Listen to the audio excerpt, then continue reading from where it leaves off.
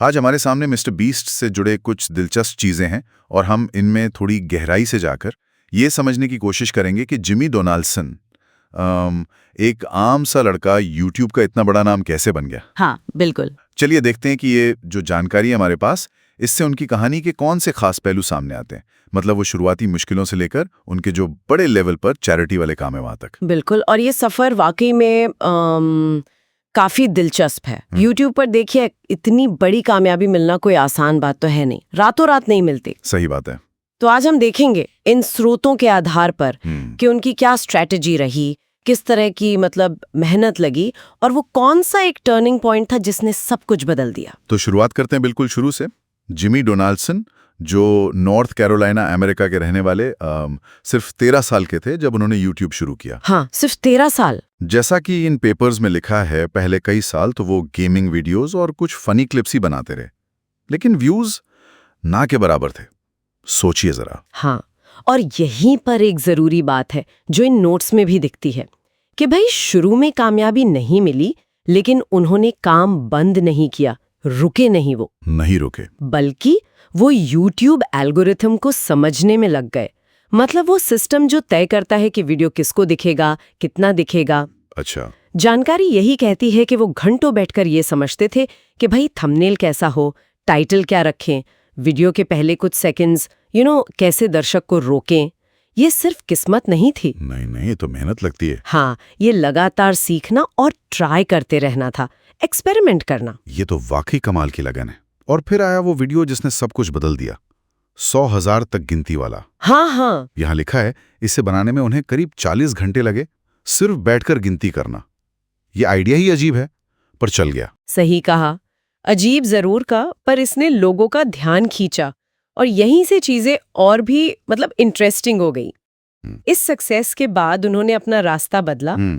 जैसा इन स्रोतों में बताया गया है, उन्होंने बड़े बड़े महंगे वाले चैलेंजेस शुरू किए, जैसे किसी अजनबी को हजारों डॉलर दे देना। हाँ, वो वाले वीडियोस तो बहुत देखे जाते हैं। बिल्कुल। और फिर टीम ट्रीज जैसे बड़े प्रोजेक्ट्स आए, जहां दुनिया भर से डोनेशन लेकर लाखों पेड़ लगाने का टारगेट था। ये दिखाता है कि कुछ हटकर और बड़े स्केल पर सोचने से कैसे कनेक्शन बनता है ऑडियंस से। ये सिर्फ वीडियो नहीं, एक एक्सपीरियंस बनाना है। और बात सिर्फ यूट्यूब कंटेंट तक ही नहीं रुकी, है ना? इन स्रोतों से पता चलता है कि वो आज भी अपनी कमाई का एक बहुत बड़ा हिस्सा, शायद लगभग सारा पैसा ही वापस बेहतर वीडियो बनाने में लगा देते हैं। हाँ, ये बहुत बड़ी बात है। उन्होंने एडिटर्स, राइटर्स, प्रोड्यूसर्स की पूरी टीम बना ली है और फिर मिस्टर बीस्ट बर्गर और फीस्टेबल्स जैसे बिजनेस भी शुरू किए। बिल्कुल, और ये स्ट्रैटेजी यानी कमाई को वापस कंटेंट और टीम में लगाना उनकी ग्रोथ का अहम हिस्सा है। इन नोट्स के हिसाब से उनकी सफलता सिर्फ वायरल वीडियोस पर नहीं टिकी, नहीं, उनकी बिजनेस समझ और टीम बनाने की जो काबिलियत है उस पर भी टिकी है।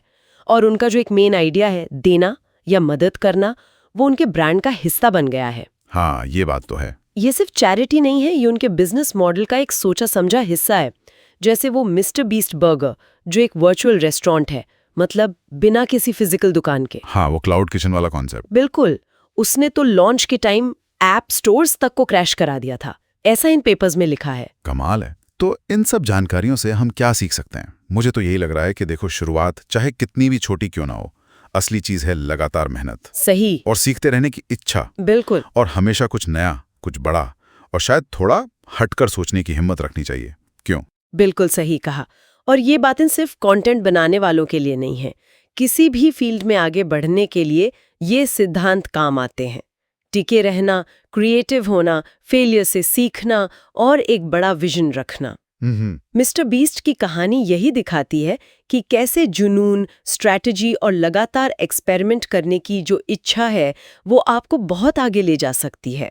ऑडियंस को समझना और उन्हें कुछ ऐसा देना जिसकी उन्होंने उम्मीद न की हो, शायद यही उनकी सफलता का राज है, जैसा इन स्रोतों से लगता है। तो ये थी मिस्टर बीस्ट की कहानी के कुछ खास पहलू, जैसा कि हमें इन स्रोतों से पता चला। एक गुमनाम सी शुरुआत से लेकर दुनिया भर में पहचाने जाने तक का सफर। वाकई सोचने वाली बात है कि कैसे एक इंसान का पैशन उसे इतना प्रभावशाली बना सकता है। और अंत में एक सवाल शायद हम सोचने के लिए छोड़ सकते हैं, जिस तरह मिस्टर बीस्ट वायरल एंटरटेनमेंट से कमाए पैसों का इस्तेमाल इतने बड़े पैमाने पर परोपकार और सामाजिक कामों के लिए कर रहे हैं, क्या ये भविष्य में मनोरंजन और सोशल इम्पैक्ट के किसी नए मॉडल की तरफ इशारा कर रहा है? ये सोचने वाली बात है। क्या एंटरटेनमेंट का मकसद सिर्फ मनोरंजन ही रहेगा या कुछ और भी हो सकता है?